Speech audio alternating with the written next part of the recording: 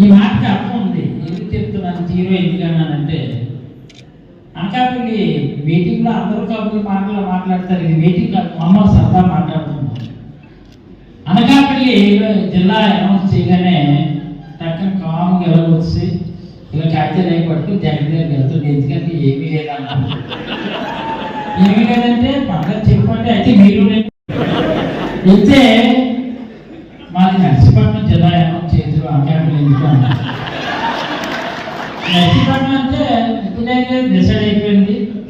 నేను నర్సీపట్నం జిల్లా చెప్పలేను, అనకాపల్లి అని చెప్పారు పాపం ఆయన. అమ్మాయి కోసం అనిపించి ఎదురులా వెళ్ళిపోయాడు.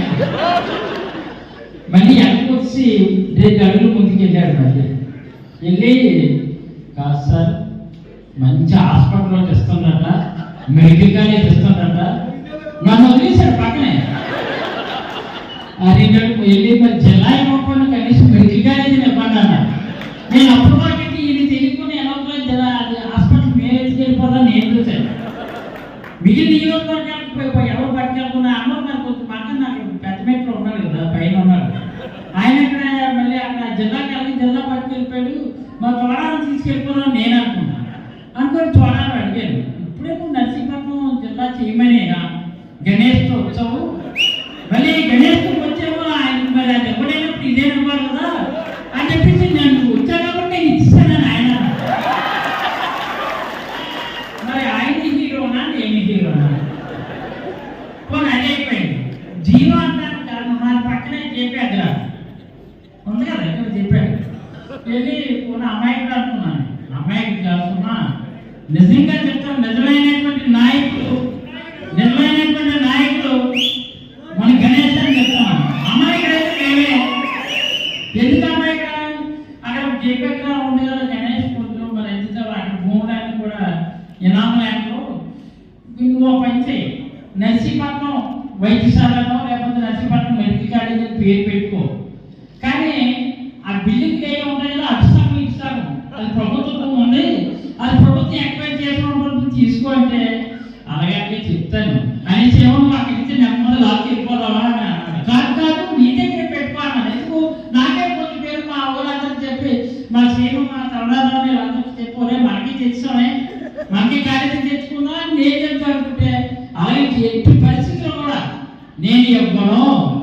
నేను ఎప్పుడు నా నర్సీపట్నమే నాకు దేవాలయం, నర్సీపట్నం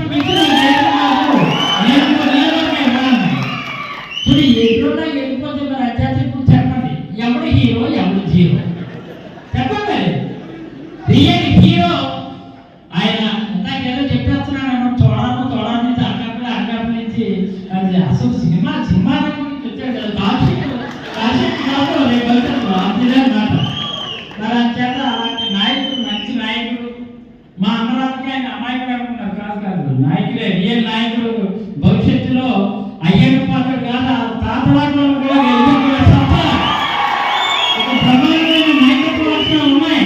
దానికి కూడా రామకృష్ణ మా జమీన్ కూడా పక్కన ఉన్నాడు. ఇంకా ఆ విజయానికి ఎవరు సందర్భంలో బాధపడుతున్నారు. ఇకపోతే దేవుడు ఫ్లైట్ వెళ్ళిపోతాను అంటున్నాడు మా అమ్మ. హీరో సినిమాలో ఉంటుంది. అసలు ముందు 2 నిమిషాలు ఉంటూ నేనే 5 నిమిషాలు మాట్లాడి వెళ్ళిపోతాను. పొగిడేస్తున్నారు, నేను నాకు మాటలు రావు. ఎందుకంటే రియల్గా ఒక ఎంజాయ్మెంట్ మాట చెప్పాలని అనుకున్నాను.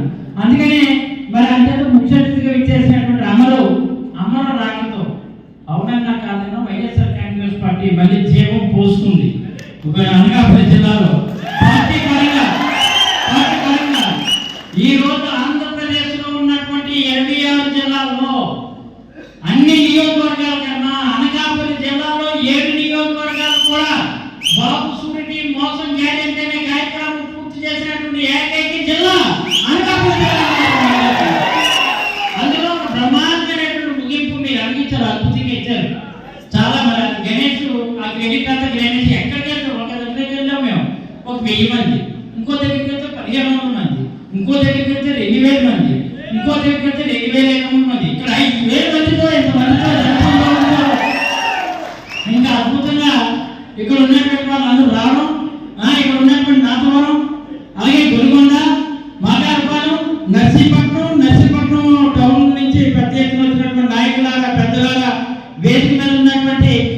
4 మండలాల ఎంపీపీలు జడ్పీటీసీలు, అలాగే ఇక్కడ ఉన్నటువంటి అనకాపల్లి పరిశీలకులుగా వచ్చినటువంటి హైమావతి గారు, అలాగే మా గండి రవి పర్వా నియోజకవర్గం నుంచి వచ్చినటువంటి బెంజిటి నియోజకవర్గం వచ్చిన రవి, వేదికతో పాటు చిన్నవాళ్ళకి పెద్దవాళ్ళకి అందరికీ మంచి మిత్రుడు మా ఎర్ర పాత్రుడు, అలాగే వెనకాల ఉన్నటువంటి నాయకులకు పెద్దలకు పిల్లలకి అందరూ కూడా ప్రత్యేకమైనటువంటి నమస్కారాలు పాత్రికేయ మిత్రులతో సహా తెలియజేసుకుంటూ ఒకే ఒక విషయం, ఈరోజు అవునన్నా కాదన్నా ఇద్దరికి పేటెంట్ నేమ్స్ ఉన్నాయి. మాట తప్పని మనము తెప్పనటువంటి రియల్ మనగాడు దేశం మొత్తం మీద ఎవరా ఉన్నారంటే ఎవరంటారు? జగన్. అవును కదా? మా అంటే మేనిఫెస్టోలో ఏవైతే పొందుపరిచిన ఒక్కటి కూడా విడవకున్నా చెప్పడం కూడా అనేకమైనటువంటి అద్భుతమైన కార్యక్రమాలు మాటించి మాట్లాడినటువంటి మగాడు ఎవరంటే జగన్మోహన్ రెడ్డి గారు. మేనిఫెస్టోలో పెట్టింది ఏ ఒక్కటి కూడా అమలు చేయకుండా నోరిపితే పచ్చి అబద్ధాలు మాట్లాడుతున్నటువంటి మోసగాడు ఎవరా అంటే నాకి నాగబాబు అంత తేడా చూడండి. అందుకనే ఈ దేశంలో రియల్ మొనగాడు జగన్మోహన్ రెడ్డి, అసలైన మోసగాడు చంద్రబాబు నాయుడు. అవునా కదా? వీళ్ళందరూ దొంగ పనులు చేయడమే, ఎక్కడ చూసిన దొంగ పనులు. ఎంత బాగా లిస్టు చదివాడు గణేష్, అన్ని దొంగ పనులే. మరి దొంగ పనులు చేసుకున్న వాళ్ళందరినీ దొంగనా కొడుకులు అనాలి, ఏమనాలా? మనం ఉన్నటువంటి వాళ్ళం, రాజశేఖర రెడ్డి డిఎన్ఏకి వచ్చినటువంటి వాళ్ళం, రాజశేఖర రెడ్డి రాజకీయ అరగట్టు నుంచి ఉన్నటువంటి వాళ్ళం, ఈ రోజు రాజశేఖర రెడ్డి తోటి జగన్మోహన్ రెడ్డితో పనిచేస్తున్నటువంటి వాళ్ళు అసలైన సాక్షి ఎవరంటే ధర్మసేన మాత్రం. ఎందుకంటే ఆయనతో పనిచేస్తాం, జగన్మోహన్ రెడ్డితో పనిచేస్తాం. వాళ్ళ మనస్తత్వం ఏంటో, వాళ్ళ పటత్వం ఏంటో, వాళ్ళ నాయకత్వం ఏంటో జమీల్ అని చెప్పినట్టు నాకు పరిపూర్ణంగా తెలుసు. ఎందుకంటే రాజశేఖర రెడ్డి జగన్మోహన్ రెడ్డి ఎలా పనిచేస్తున్నా ఈ నాన్నగారితో ఈతో అలాగే పనిచేస్తున్నాను. చూడండి, ఈ చిన్నప్పుడు ఎత్తుకొని పోసే పరిస్థితి తగ్గించి మళ్ళీ ఆయన దగ్గర పనిచేయవలసి వస్తుంది.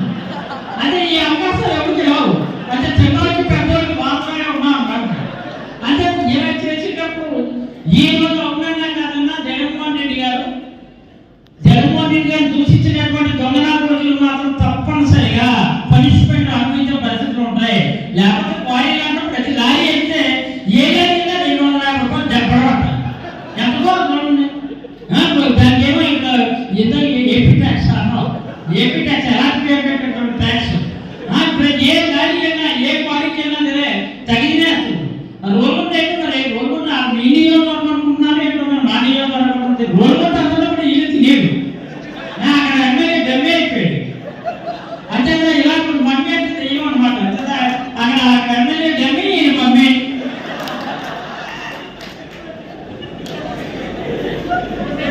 ఇలాంటి పరిస్థితులు ఇలాంటి ఉన్నా అలాంటి పరిపాలన ఉండడం వల్ల ఎంత డబ్బులు క్యాకేస్తే ఒక రోజు మనం నిజమే. ఎందాక హైమాస్ చెప్పినట్టు హాస్పిటల్కి వెళ్ళాం. ఏ సరితే ఏమి బాగాలేదు, ఇక్కడ మొన్నసారి బాగాలేదు, ఇప్పుడు మా చెల్లెమ్మని పెట్టాలి అలాగే చెప్పుకుంటా ఆరు పెట్టాలో అన్నాను. అంటే ఎక్కడ చేస్తారు, ఎంత విషయాలు వచ్చింది చూడండి. అంటే ప్రజల మీద ఎంత ప్రేమ, ఎంత ఆప్యాయత, ఎంత అభిమానం అసలు ఆలోచించారు. అసలైనటువంటి రియల్గా చెప్తున్నాను, నిజంగా చెప్తున్నాను. ఇక్కడ జీకేని నాయకుడు, పుట్టుతున్నటువంటి నాయకుడు ఒక గణేష్ ఒక అద్భుతంగా ఇక్కడ చెప్పాను. మీరందరూ డేలా పడద్దు, మీకు అండగా మేము ఉంటాం. ఎన్ని పటాసులు వేసుకుని ఎంతమంది ఎలా మాట్లాడినా, ఎన్ని దొంగ కేసులు పెట్టినా ఏది ఎవరు కూడా భయపడే ప్రసక్తి లేదు, భయపడద్దు అని కూడా చెప్తూ ఈ రోజు మేనిఫెస్టో సంగతి ఒక్కసారి మనం ముందుకు వెళ్ళినట్టయితే బాబు సూరికి మోసం గ్యారెంటీ అన్నారు. ఈ బాబు సూరికి మొన్నే మీటింగ్ పెట్టాడు చంద్రబాబు, క్యాబినెట్ మీటింగ్. అది ఏదో పెట్టేసి జనాలు తగిలిపోతుందట, ఏం చేయాలంటే అనేసి ఎవరు బాబు సూరికి అన్నారు. ఆయన స్వాగతం మర్చిపోయారు. ఆ స్వాగతం మనం మర్చిపోయేది మోసం భవిష్యత్ గ్యారెంటీ. అది పోయి బాబు సూరికి ఆ భవిష్యత్ గ్యారెంటీ అలాంటి బాబు సూరికి అలాగే పక్కన ఉన్నటువంటి హోంమంత్రి ఏం చేసినట్టు మోసం గ్యారెంటీ అన్నారు. అంటే ఆ స్వాగతం మర్చిపోయినంత స్వామి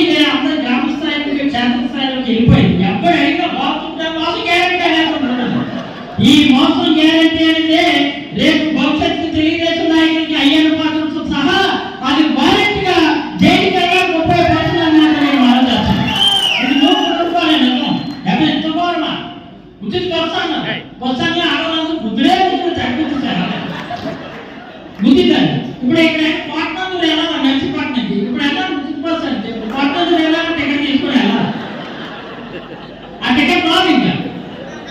అందుకే అందరికీ చెప్తున్నారు ఏంటో మనం తగ్గించేస్తామండి. ఎప్పుడు మనం ఎవరైనా చూడండి, మనం ఎక్కడ కూడా అందరూ ఎవరినైనా సరే మనం ఎవరిని కూడా దూషించం, అవసరమైతే ద్వేషిస్తాం. ఆయన చెప్పినటువంటి పనులు ఎలా ఉన్నాయని మనం దూషించే కార్యక్రమం తెలియదు. ఆయన ఏమంటున్నాడు, మీరందరూ కూడా మంత్రులందరూ కానీ రేపు నుంచి జగన్మోహన్ రెడ్డి గారిని తిట్టకపోతే మిమ్మల్ని పీకేస్తాను అంటున్నాడు. నిజంగా ఆయన పీకెత్తడం లేదో తెలియదు కానీ చంద్రబాబు నాయుడు అయితే మాత్రం పీకేయాలని ఆంధ్రప్రదేశ్ ప్రజలందరూ సిద్ధంగా ఉన్నారన్నమాట. కాదా పీకేస్తారన్నమాట. అందుకనే మీరు ఇంకో మాట కూడా చెప్తారు, గ్రామాలకు మనం వెళ్తున్నాం వెళ్ళేటప్పుడు ఎప్పుడైనా తెలుగుదేశం కార్యక్రమం జగన్మోహన్ రెడ్డి తగ్గలుగుతున్నాడు చూడండి, తెచ్చలేదు. ఒక్క మాట మనల్ని అనలేదు. ఆయన చంద్రబాబు నాయుడు లోకేష్ డబ్బాలో చెప్తున్నాడు, వ్యాఖ్యలు అనుకుంటున్నాడు కదా.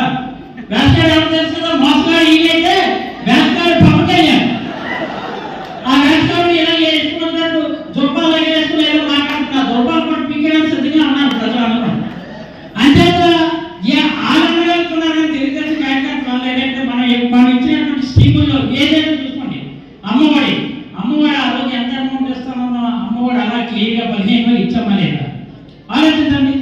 అలాగే అక్కడ రైతు భరోసా అలాగే వైఎస్ఆర్ చేయుత 18,750 రూపాయలు ఇచ్చాము. ఒక్క రూపాయి ఎవరైనా తీసుకోగలిగామా? ఆయన బట్టలు నొక్కిను, ఇక్కడ ఏమో ఆయన కుక్కిను, ఈయనేమో మెక్కిను, తర్వాత మనల్ని ఎలక్షన్లో మనం తొక్కిను కూడా జరిగిపోయాడు. అంటే అది ఈరోజు బట్టలు నొక్కే కార్యక్రమం జగన్మోహన్ రెడ్డి భవిష్యత్తులో చేపట్టడు. ఆ బట్టలు నొక్కే కార్యక్రమం గ్రామ స్థాయిలో ఉన్నటువంటి కార్యకర్తలు నొక్కితే అక్కడ కార్యక్రమం ప్రతి ఒక్కరు గ్రామాన్ని యూనిట్ గా తీసుకునే కార్యక్రమాన్ని శ్రీకారం చుట్టారు జగన్మోహన్ రెడ్డి గారు. అంటే 2.2 అని చెప్పాడు గణేష్ శబాస్ ఆ మాట చెప్పినందుకు. ఎందుకంటే ఎట్టి పరిస్థితుల్లో భవిష్యత్తులో గ్రామాన్ని యూనిట్ గా తీసుకుని బట్టలు నొక్కే కార్యక్రమానికి జగన్మోహన్ రెడ్డి గారు ఆయన కార్యకర్తల చేతుల మీదనే కార్యకర్తల అభిప్రాయం మీదనే ముందుకు వెళ్ళబోతున్నాడని మాత్రం మనం చేస్తున్నాం. కారణం ఏంటి? ఎప్పుడైనా చిన్నప్పుడు 3వ సంవత్సరం 2వ సంవత్సరం ఉన్న పిల్లలు పడిపోతేనే తెలుస్తుంది, అమ్మ ఇలా తీస్తే పడిపోతారు, గ్లాస్ ఇస్తే గ్లాస్ పగిలిపోతుంది. అలా ఫస్ట్ టైం ఆయన ముఖ్యమంత్రి అయ్యారు. అందరూ మనవారు కదా అని అన్నారు. అమలు చెప్తాడు బాగా దానికి ఎలా మాట్లాడాలండి అది అంటే ఆ విషయం ఆయన కుదరదు. ఎందుకంటే అన్ని మనం మాట్లాడితే ఇంక కూర్చోలే కింద నుంచి నేను పైకి చదువుతాం నెగ్గాలి 5 నిమిషాలు ఆడాలి. అంటే ఏంటంటే ఎవరైనా చిన్నపిల్లలైనా సరే ఆ బాధ ఏంటి ఒకసారి 2 సార్లు పడాలి. జగన్మోహన్ రెడ్డి గారు ఏంటి తెలుసో తెలియక అందరూ మనవాళ్ళు లేదని పట్టణం వచ్చేసాడు. వారు కూడా ఏమో ఈ మూడిచ్చాడు వచ్చే కూడా ఆరుతాడు కదా అని కూడా అప్లోడ్ చేశారు. కానీ పరిస్థితులు అలా ఉన్నాయి. ఇంకా ఎప్పుడు కూడా ఆ కార్యక్రమాన్ని మీ చేతి మీద చేయాలని ఆలోచించే ఈ రోజు ఏంటంటే సూపర్ 6 అన్నారు, సూపర్ 7 అన్నారు, ఒకటి కూడా అమలు చేయలేదు. అన్నదానం అన్నారు, అది అనాథానం చేశారు. నిరుద్యోగ వృత్తి అన్నారు, ఆ నిరుద్యోగ వృత్తి ఏమో వృత్తి అయిపోయింది. ఒక్కరు కూడా 3,000 ఇవ్వలేదు. 20,000 మందికి 20 లక్షల మందికి ఉపాధి అవకాశాలు చూపిస్తామన్నారు. ఆ లక్షలు ఏమున్నాయో తెలియదు కానీ ఆ మ్యానుఫ్యాక్చర్ మత్స్యం అయితే మాత్రం అలా క్లియర్గా కనిపిస్తున్నారు తప్ప ఎవరికి లక్షలు రాలేదు. మరి ఇలాంటివన్నీ కూడా అబద్ధాలు చెప్పినటువంటి మోసగాలని అలాగే ఇలా దొంగపనులు చెప్తున్నారు దొంగనాకొడుకుల్ని వీళ్ళందరికీ తగిన గుర్తు చెప్పినట్టుగా మీరు అందరూ కూడా మీరు బయటికి ఇప్పటి వరకు ఎలాగైతే